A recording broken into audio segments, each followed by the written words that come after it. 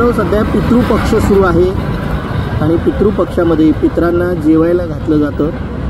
अनेक जणांकडून घरात असं पितृपक्षाचं जेवण बनवल्यानंतर नदीच्या किनारी नदीच्या पात्राजवळ तांदूळ किंवा अशा काही गोष्टी आणून ठेवल्या जातात, ज्यांना कावळा शिवणं त्या शास्त्रामध्ये चांगलं मानलं जातं। आणि पुण्याच्या मुठा नदीच्या या पुलावर अशाच पद्धतीनं अनेक ठिकाणी इथेही आणि पलीकडे तिथेही अनेक ठिकाणी असं पितृपक्षातले वेगळे पदार्थ आणून ठेवलेले आहेत आणि त्यासाठी ते खाण्यासाठी कावळ्यांची एकच गर्दी इथे झालेली आहे। आणि ही जागा नेमकी कुठली आहे तुम्हाला दाखवतो। आहे सुंदर इथे पहा, कावळ्याबरोबरच कबूतर सुद्धा या ठिकाणी आलेले आहेत। कबुतरांकडून सुद्धा पित्राचे खाद्यपदार्थ खाल्ले जात आहेत, गंमत आहे। आणि ही आहे मुठा नदी। परतीच्या मान्सूनमुळे मागच्या 2 दिवसांमध्ये पुण्यात मुसळधार पाऊस झाला। खडकवासला धरण परिसरामध्ये मुसळधार पाऊस झाला, त्यामुळे खडकवासला धरणातून विसर्ग सोडण्यात आला आणि विसर्ग सोडल्यामुळे मुठा नदी ही शहरामध्ये अशी भरभरून दुथडी भरून वाहत असताना असं हे दृश्य खूप कमी वेळा असं दृश्य मुठेच्या बाबतीमध्ये आपल्याला पाहायला मिळतं।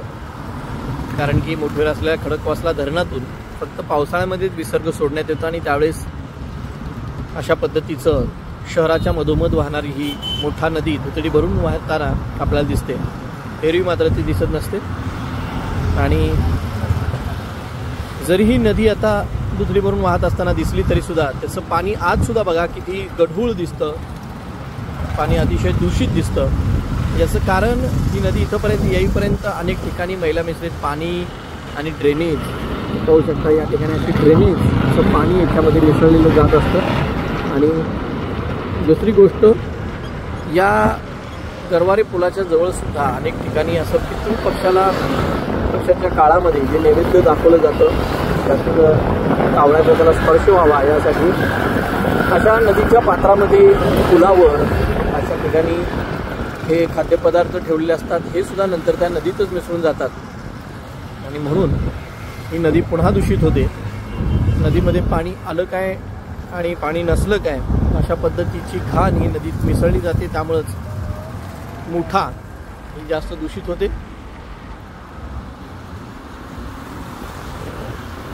तर या ठिकाणी असं पितृपक्षाच्या निमित्त वेगवेगळे नैवेद्य किंवा खाद्यपदार्थ ठेवण्यासाठी सुद्धा बंदी घातली पाहिजे, तरच मुठा नदी काही अंशी का होईना तिला पुन्हा एकदा स्वच्छ व्हायला मदत होणार आहे।